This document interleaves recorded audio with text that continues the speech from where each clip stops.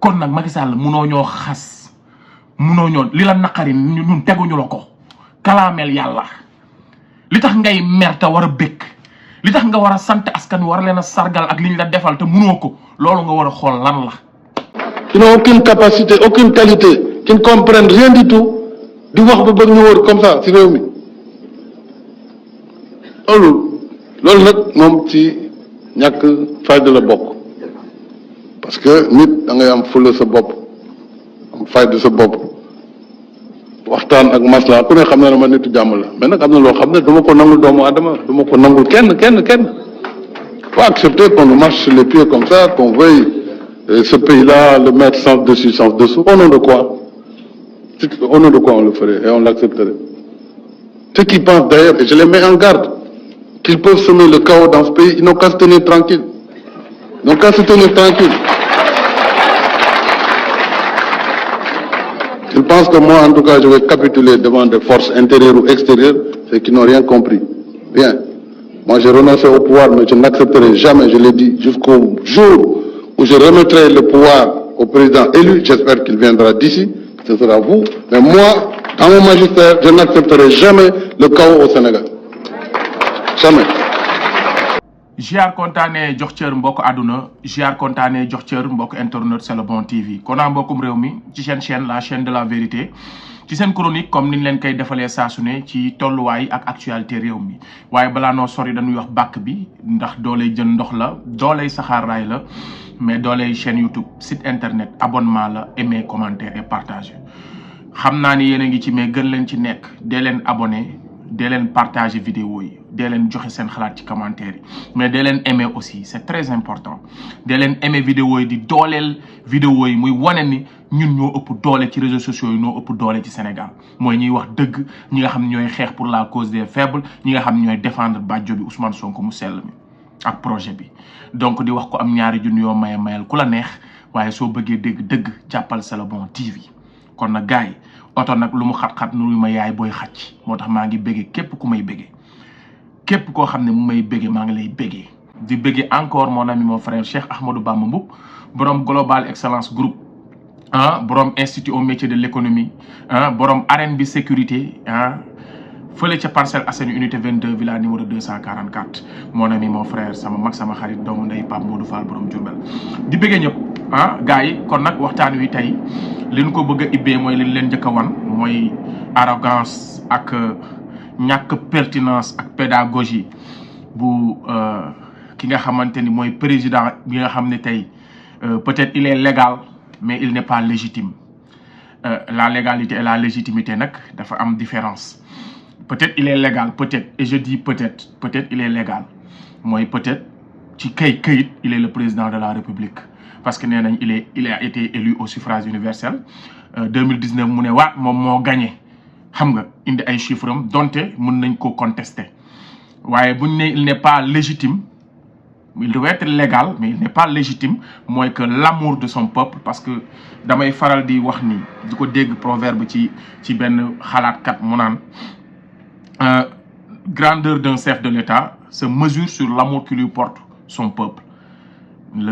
maanaam dayo ak maanaam tiitaruk njiitum réew mu ngi war a nekk ci bëgg bi ko askanam bëgg waaw la grandeur d'un chef de l'État se mesure sur l'amour que lui porte son peuple maanaam tiitar gu gën a rëy gu njiit war a am mooy bëgg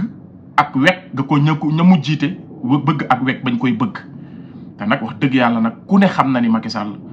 bu ngeen gisee naqaram gi mu nekkee moo tax ma koy may bisaab naan ko kaañu naan bisaab pour xol gi sedd pour mu tolox loolu seralul xolam ndax borom taat wuy tàkk nee naa leen ba tàyyi kenn mënu koo sàkkal tubay borom taat wuy tàkk kenn mënu koo sàkkal tubay teraanga gi gën a rëy ci teraanga yi la ko yàlla defal def ko njiitu abu askan te ba tey xolam mënul sedd mu yor ngir askan mu yor nguur googu ak nguur ni naan lu mu neexee te sax xam na ni neex na ndax soppeeku na si ay mbokkam soppeeku képp ku takk ci moom soppeeku nga waaye yàlla jox lam réew fukki at ak benn wala plutôt fukki at ak ñaar te ba tey mënuloo bëgg ba nguur gi di jeex sa xol mënta bëgg mënoo kontaan askan woowu jébbaloon la li nga xam ni du liggéeyi ndey moo la ko may du sant wu rëy moo la ko may du loo mën a donn ci say baay du loo mën a donn ci say maam du ab xeet moo la ko may démocratie may la ko ak askan tànn bàyyi ñëpp tànn la am yaakaar ci yow nga yor leen fukki at ak lu teg waaye ab arrogance ak ay ñàtt teggin ak wax ju rafetul nga yëkkati di ko teg ci deru askan woowu wax dëgg yàlla mooy maanaam nit ku ingrat maanaam nit ku nga xamante ni tey jii amul lenn luy reconnaissance parce que je pense que nit bu yoree réew fukki at ak nangam te mënta bëgg Macky Sall kenn musu koo gis mu belli mais nag c'est très normal ndax butéel la mu def rek la saañ bi di xeeñ Macky mënoo noo xas Macky mënoo noo ñàkke teggin Macky mënoo ñoo tuutal Macky sa bopp rek ngay def deretu téegal mooyul lépp borom askan wi kenn mënul am dëgg ci kaw aw peuple te yow leer na le tu es minoritaire dans ce pays moo tax ngay mer moo tax ngay xaste moo tax ngay maanaam comme si que da nga koy xool xam ne il n'a plus le pouvoir Macky bi nga ñàkkee nguur gi yàgg na moo tax Cheikh Bara waxoon na la ko bu yàgg ne la da ngaa yor mbar foog ni jaasi nga yor ba tey te billahi chaque jour say kaddu day wane ni yoratoo ab pouvoir ndax ku yor nguur du waxee nii ku jiite réew ñi mu jiite safoo ko sopp ko du waxee ak ñoom nii surtout nag mu jiite leen fukki at ak lu teg moo tax su ma gisee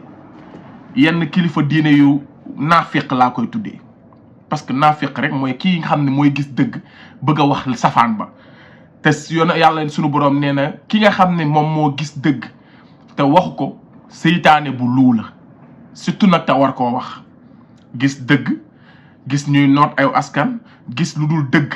nga ni ci noppi ci seytaane bu luu nga waxuma la nag ngay sant ak gërëm njiit googu nga xam ne moo lor askanam toroxal leen ray ci ñu bari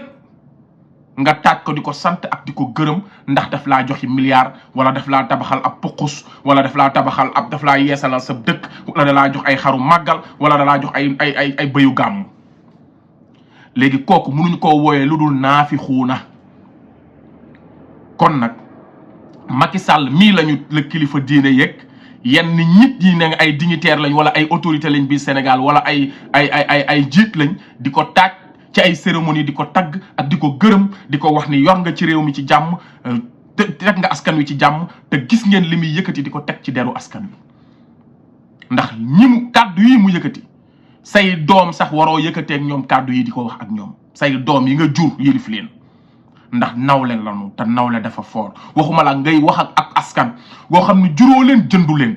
ba ci déplacement boobu mbarakis bi nga sol lu mu tuuti ci alalu askan wi nga ko solee Macky Sall du yow yaa war a taxaw di engueuler askan wi di leen mais Macky Sall boo waxee ne woonoo ñun nii 2012 duñ la fal te Macky mënoo muus ak a waane ba nu faale la wala ñu ragal la man nag sous-estimé bi nga sous-estimé peuple sénégalais bi ba yaakaar ni ñoom amuñu droit tànn mënuñu tànn te ñoo la tànn teg la ñoom amuñu droit tànnaat keneen teg lu dul yow yaa leen di tànnal wala yow yaay non mais Macky Sall ban yàpp la yàpp sénégalais yi man loolu rek laa xamul moo tax su ma gisee ñu di ko sargal ak di ko tagg ak di ko taxé di nit ku baax koo xam ne boo waxee nit toroxal ko yow képp ku la waxul lu la neex même ñi ànd ak yow Moustapha Diakhaté taxaw na fii ne Macky Sall képp koo xam ne yaa ngi ànd ak moom te doo ko wax lu ko neex mu dàq la ña nekk foofu yëpp dañ koy maral ay nit yi bokk ci yow sax ñoo koy ay maître la yëpp taxaw nañ wax ko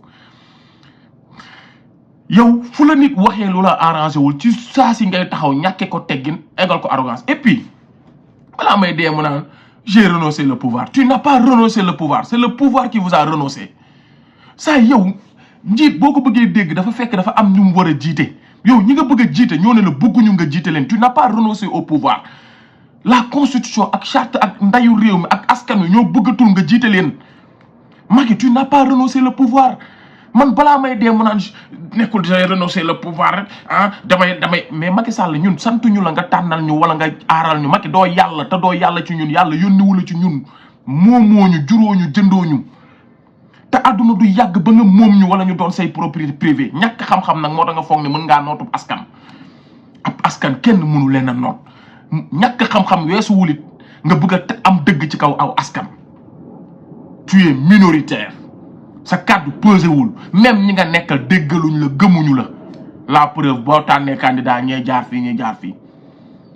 fa laay duggee ci Ousmane Sonko du sa nawle yaa moom bokku leen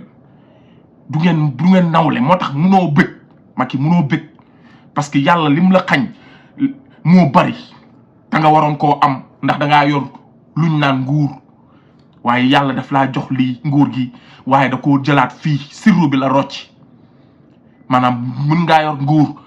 mais sirru bi dafa rocceeku dem ci Ousmane Sonko mooy di digle ñuy def di tere ñuy bàyyi loo bëgg nit ñi bëgg ko loo ne loo tudd mu barkeel loolu mooy njiit loolu mooy sirru ak njiit boo gisee nit ñi di xëccu njiit pour am kaddu am sirru gi nga xam ne boo nee dama ne ñu ne kilifa ga wax na soo waxee nit ñi exécuté loo def nit ñi roy la ci loolu mooy njiit Macky Sall kenn royu la kenn topp la kenn bëggu la loolu nag loolu moom nga mënul digérer pourquoi ñu bëgg kii te bëggunu ma loolu da nga koy laaj yàlla kalaameel yàlla ak sa xol bu bon ndax nee naa leen butéel la mu def rek la saañ bi di xeeñ Macky li nekk sa biir tënn moom ngay génnee ci sa làmmiñ moo tax munoo bëgg sa xol neexul te kanam la jëm wallahi ngelawalu gineem la sa xol bu naqari bii kanam la jëm ndax ku yàlla teral ba tànn ñëpp jox la nguur te munoo bëgg nga yokk ko fukki at ak nangam munoo bëgg munoo reconnaissant munoo sant bay tàggatoo sax munoo sant askan woowu Macky Sall kenn déggul benn yoon bi mu dalee ne day dem ba léegi kenn déggul benn minute bu mu santee sargal ala askanu Sénégal parce que njiit ñi la fal ak ñi la falul ñi la bëgg ak ñi la bëggul yàlla moo la teralee ne leen yaa leen di jiite kon tane leen mais nit Macky Sall da nga naan kii est-ce que mais il est très mal entouré même ñi nga nekkal maanaam ñoom billahi wallahi wa taalaay bëgguñu la parce que ngay wax ay conneries ñu lay tàccu ngay wax ay waxu dof ñu lay féliciter ngay wax ay wax yu ñaaw wax yu teggi na nga xam ne l'histoire retiendra nga xam ne àdduna da koy bind il était une fois président de la république toog à moins de 6 mois 3 mois mu war a dem bàyyi nguur gi muy waxee nii ak askanam Senghor jeexalewu ko woon nii wax la Lila Alaaji Sidy Lamine Niass waxoon Abdou Diouf jeexalewu ko woon nii Ablaye Wade ku ko ëppoon jant bi ko Abdou Diouf gagné musu koo teree bokk élection te bi mu gagné Abdou Diouf ko woo félicité ko yow nga nekk fi di kàcc di fen di créer naan ay kawoo yow gàcce sax dafa waroon nga yor nguur ba war a dem di tutu moowu kaawoo lan moo war a indi ay kaawoo ay dëkk bi duñ ko taal pourquoi yow say nawle yi ci romb yooyu discours daawuñ ko génnee ndax njiit war ngaa mën a gis lu bon sax luy ñëw ci askan bi nga intercepté ko réglé ko en douceur dans le calme ba ko yëkkati ci kàddu di tiital askan bi mais yow ak say général bu ngeen demee ci màggal yi dañuy waaj a exploser màggal yi buñ demee ci gàmm yi dañuy waaj a exploser gàmm gi dañ koy waaj a exploser mais yéen su ngeen toogee ak askan bi lu communication de la peur rek su ngeen waxul répression yéen a ngi créer ay terrorisme yéen a ngi créer ay tàkk-tàkk yéen a ngi créer mais yéen a terroriser sénégalais yi mais chaque fois vous dites des choses yoo xam ne da ngeen di wax ay mal yoo xam ne yéen a ko waroon a yëg sax liñ naan état régler ko yéen a ko waroon yëg sax intercepté ko mu ngi mel ni borom kër ci njab ci kilifa ci këram chaque jour mu naan waa kër gi kër gi day waaj a tàkk kër gi da ngeen di waaj a dee am na ay bandi yu fiy waaj a dugg mais non loolu du rôlu njiit loolu rôlu opposant la loolu rôlu ku nga xam ne yorul pouvoir mooy toog yor làmmiñam naan kër gi nii kër gi naa mais yéen a yor pouvoir bi yooyu yaay waaye donte sirru bi rocci nañ ko mais fu ngeen dem yéenay di semer campagne de la peur de la terreur waxi kawoo waxi terrorisme waxi tàkk-tàkk waxi taal waxi toj mais arrêté leen yéen ñi yor constitution bi yor code yi yor loi yi jàpp constitution bi di toj di taal di yàq mais yéen a war a xool seen bopp amul benn manifestation bu fi mës a am wala soulèvement populaire boo xam ne dañoo jékkee-jékki rek jóg te yéen jógoo leen activer ko ci benn décision wu justice wala jël benn mbir moo xam ne ñëpp xam nañu c'est anticonstitutionnel c'est hors la loi bëgg ko imposer askan bi amul il y aura jamais fumée sans feu tàkk-tàkk saxaar mënul am te amul tu ko tàkk chaque jour que je fais incident yi ak soulèvement populaire yi musa am yépp wala émeute yu musa am yépp yéen a ko motivé par vos actes politiques léegi tey ngeen bëgg a taxaw nale naan dafa am ñeneen ñu bëgg yéen képp yéenay taal réew mi yéen a koy boyal ndax yéen a ngi nii bu leen askan wi toppoon fi mu toll nii dëkk bi ñi ay bakkan deewati nañ ku bëgg manifester ngeen ko do manifester ku bëgg activer ay droit ngeen dem ngeen ba parti politique amuñu droit réunion amuñu droit doxi seen soxla de l'autre côté yeen ngi def li ngeen bëgg def légui bu tension amé ngeen ne dafa y a des terroristes dans ce pays c'est vous les terroristes c'est vous yéenay semer le bordel dans ce pays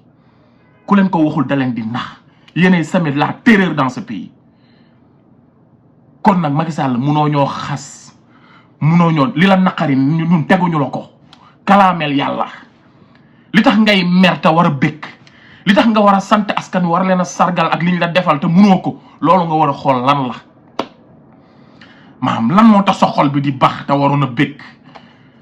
en tant que njiitum réew nga xam ne askan bu la ko mës a defal mënatoo koo fay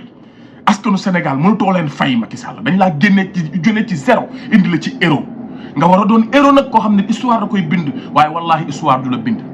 Macky Sall wala boog histoire bu lay bind bindin wu ñaaw la lay bindi ak sa nguur loolu nag xam naa ni moom loolu mënatoo koo rattrapé xam naa lii moo la metti waaye ñun defuñu la dara de defuñu la dara xoolal sa xol xoolal say jëf xoolal li nga jëf ci biir Sénégal ñaawteef yi nga def ci biir Sénégal takkale gi nga takkale sénégalais yi takkale nga sëriñ ak taalibe lu gënoon a jafe la Macky Sall réussir muy takkale sëriñ ak taalibe man ku ma waxoon en tant que taalibe murit dinaa yëkkati sama kàddu di ko teg ci benn yoon ci murit wala ci tijaan wala di ko wax ci wax loo xam ne man daf may naqari bu doon sama sago du ma ko wax mais dëgg la te dama koy wax su ma bu doon bu ma man ku ma waxoon dinaa mujj yëkkati sama kàddu di wax lu contraire ak loo xam ne su ko taalibe déggee wala su ko murit déggee wala su ko koo xam ne dafa gëm sëriñ déggee am ci lu ko naqari tax day xam ne dëgg la moo tax benn commentaire bu am solo fa laay daanele waaye dafa commentaire dama ko naa li muy wax ci sëriñ si akamuma naqari neexuma waaye nag mënuma ci dara ndax li muy wax yëpp dëgg la man nag fii laa ne man mii la gën a naqari su ma sañoon du ma yëkkati lenn loo xam dama koy wax muy naqari kenn waaye dëgg moo mel noonu Muhammadu Rasulullah moo ñu gën bi mu ñëwee Màkka naan yahud yi ak baayam yeeg maamam yi jaamu xërëm li ngeen di jaamu du dëgg dañ ko doon wax da nga xamadi da nga yaradiku dañ ko doon wax yow ku yabaate nga parce que dëgg moo mel noonu fekk surtout maa nga fekk ay fen yu béjjaaw nga di ko wax il faut ñu taxer la d'indiscipline il faut ñu saaga la il faut ñu xas la moo tax may dégg ñu naan Ousmane Sonko dafa indil boppam ay noon am na yenn discours yoo xam ne waru ko tenir ay anti système ay la France mais Ousmane Sonko naxantewul dafa bëgg a yee askan wi ñu xam ne lii mooy dëgg gi te nguur gi askan wi ñoo koy joxe mu ñëw wax ak askan wi bu njëkk nag nit ñi dañ daan lëre askan bi di wax ak ñeneen ñu fal leen ñu waru askan wi dem di obéir ñeneen Ousmane Sonko ne dafa ñëw ne benn et unique bu ñu war a obéir ku ñu war a topp ci ginnaawam mooy askan taman askan wi lay waxal moo tax mu wax ñu dëgg wax ñu suñuy ressource wax ñu nu ñuy faloo wax ñu nu ñuy war a falee wax ñu ñu war a focuser wax ñu nu ñu war a gérer suñu réew wax ñu nu ñu war a toppee ñu jiite yeeñu moo tax may déggaat yeneen naafeq su ma waxee dëgg bi nga xam ne man ay fee laay wax du ma saaga sëriñ te du ma mës a saaga benn sëriñ mais dinaa wax ay fee li may wax kenn mënu koo dindi man li ma si neex kenn du na ma ko naa li ngay wax du dëgg xam nga ay da ngaa yaradiku ay da ngay alko boo bàyyiwul sëriñ diw di nga alko man tudduma benn sëriñ mais ay fee laa wax ñi dugg ci politique bi wax fi jëf fi tey jii askan wi di sonn du dee ñeme wu ñoo wax ñeme wu ñoo jëf dañ koy wax ku ci toogoon sa ruq waxoo ci jëfoo ci duñ la tudd fii am na fi ay sëriñ yoo xam ne ñu ngi seen ruq tooguñu waxuñ ci impliqué wuñ ci kenn tudd leen mais ki ci impliqué wu nag dugg ci ba mu leer wane ci joué ci rôle principal tey nga bëgg cee rocceeku ñu ne la kaay ci nga bokkoon may baane leen nag fii yéen it naan ñu yéen ay yàqal Ousmane Sonko man tax Ousmane Sonko taxu may wax dëgg damaa bëgg yéen ngeen déglu ma bu baax yéen ñi commentaire u naafeq yooyu Ousmane Sonko taxu may wax dëgg dafa maa fekk may wax dëgg chaque jour ma wax leen ko dem leen ci internet bi ngeen déglu ma ba ma nekkee mbër di bëri ci làmb ji ma nekk laa commencé di attaquer dëgg di wax dëgg bu mbër bu ñemewu la wax di attaquer CNG bii bu fi jógee tey Alioune Sarr man dama leen laaj ma kan man maay kan Alioune Sarr boobu xaw ma Sonko apix bu ma dëkk koñ bu ma mës a dëkk fépp lu dëgg dama koy taxaw di ko revendiquer boobu xaw ma Ousmane Sonko kon li may wax man la engagé dëgg gi may wax nag dafa tombeel Ousmane Sonko ne ci dëgg ñu bëgg ko noot ñu di ko défendre comme nuñ doon défendre Lac de Guiers 2 bi ko CNG bëgg a tooñ jël 7 millions 40 mille am biñ bëggee ak Gris Bordeaux ni ma ko doon défendre biñ bëggee xeex keneen ak keneen ñoo ngeen yëgul ñu jug taxaw ci di ko xeex tam yëppan ci internet bi ñu gis ñu bëgg a noot Ousmane Sonko ñu xam ne sénégalais ñu koy défendre kon ñun Ousmane Sonko taxu nuy wax dëgg bëgg lu ko neex taxul ñu di wax bëgg lu neex kenn taxul ñu di wax dañ koo tooñ mu ne ci dëgg ñu di ko wax est-ce que may dégg kon ñun li ñuy wax ça dérange ou ça arrange Ousmane Sonko dañu koy wax te encore une fois attaqué wuñu sëriñ pour lu neex Ousmane Sonko déedéet dañoo gis dëgg di ko wax kon nag bu ngeen ne yéen a yàqal xawma Ousmane Sonko yéen a koy indil ay noon non ñun wax dëgg bu ñu taxee ami noonu loolu garaawul yonent bi moo fi ëppoon ni noonu kan moo fi wax dëgg te doo am noonu ñu bon duñ la noonu naafiq yi duñ la noonu ñun dañoo soxla ñëpp bëgg ñu dañoo soxla ñëpp ànd ak ñun dañoo soxla ñëpp obéi ñëpp di ñu déglu non ñun bu ñu bëggoon ñëpp déglu ñu ak xam nan la ñu war a xee mbay yaa fi ne waxi doof taggaate wax loo gëmul diw moo demoon fii moo naawoon fii mais yooyu mën nañ ko mais amuñu temps boobu on dit les choses telles qu'elles sont kon ay diw yéen da ngeen yàqal diw ak ñun li ñuy def xam nañu ko duñu saaga kenn mais on dit les faits dañ koy wax ni mbir yi demee dañu koy wax Sénégal nag ku wax ay faits ñu ne da ngaa réew mais ay faits la ñu wax te li ñuy wax kenn du ko dindi ci yéen noppal leen seen bopp nag ci campagne d'intimidation beeg ay da ngay nii ak ay dinañ la lii ak ay dinañ la laaw ak ay da ngay alkoog ay da ngay deew ak ay da ngay xaroog ay da ngay lii ak ay da ngay teey leen te ngeen yéen a alko yéen ñi nekk ci ay fen xam ne ci ay fen ngeen nekk ngeen continuer di ci nekk ñu di leen nax ngeen di jaamu lu dul yàlla di gëm ñu dul yàlla di topp ci loo xam ne du ngeen ko defal seeni wëju di naafiq di fen yéen a newul ci dëgg mais ñun xam nañ ci liñ nekk te duñ ci jóg kon ñun li ñu nekk dëgg la wax dëgg nag bu dee mooy tax a ami noonu ñun dañuy continuer ami noonu ak ami soppe ci ay fen lu ko nit di doyee ami soppe ci lu dul dëgg lu ko nit di doyee ñëpp bëgg la lu ko nit di doyee sëñ Cheikh Ahmed Tidiane Al Maktoum wax na ko ñëpp bëgg la loo koy doyee ndeysaan ñëpp bëgg la luñ koy doyee kon ñun dëgg la ñuy wax kon yow boo ñu bañee luñ ñuy wàññi boo ñu bëggul lu ñuy wàññi kenn mënul def unanimité Ousmane Sonko bu doon bëgg na nit ñi ñëpp bëgg ko dëgg yi muy wax du ko wax day ñëw du jóge sax impôt domaine gooy mu nekk di faire semblant di wax lu dul dëgg Sénégal neex naa nekk ñun xam nañ ni ñuy nekkee biir Sénégal ci jàmm mais on n'a pas ñun choisiruñu loolu dañoo choisir di wax dëgg te yàlla tax te Sénégal ku fa wax dëgg yaa gën a tumuranke yaa gën a sonn dans l'histoire de ce pays nag dem leen ngeen xool histoire du Sénégal histoire u àdduna sax képp kuy xeex dëgg il faut nga tumuranke il faut ñu toroxal la parce que àdduna moo nekk dëgg moo nekk maanaam lu dul mat àdduna moo àdduna boog moo foo boo bëggee dëgg-dëgg àdduna moo foo seytaane yàlla moo ko moom mais seytaane dafay am doole